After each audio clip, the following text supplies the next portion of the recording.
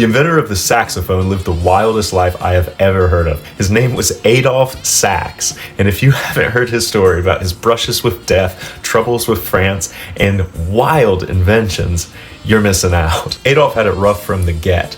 Born in Belgium, his mother is quoted as saying, "He is a child condemned to misfortune. He won't live."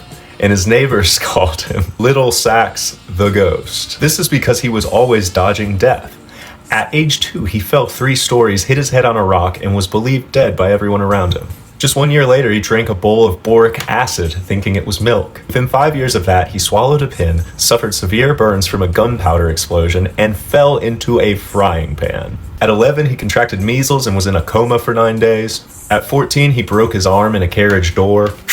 He then spent his teenage years in a room where varnished furniture was drying but didn't get asphyxiated, and when he actually went outside, he randomly got hit in the head with a cobblestone, knocked unconscious, and fell into a river. Still didn't drown, still didn't die. At 23, he drank tainted wine and got severely poisoned. Again, pulled through.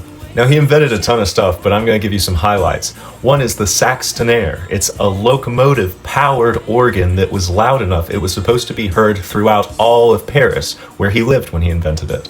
He then invented the saxocannon, a magnificently large weapon that's half-ton round shots would be powerful enough to destroy an average-sized city. When his famous saxophone started to take off, it drew so much ire from the French that there were sabotage attempts, people burnt down his business twice, and he was riddled with lawsuits. But at the time of his death, he had won because the saxophone was a part of the official French military band.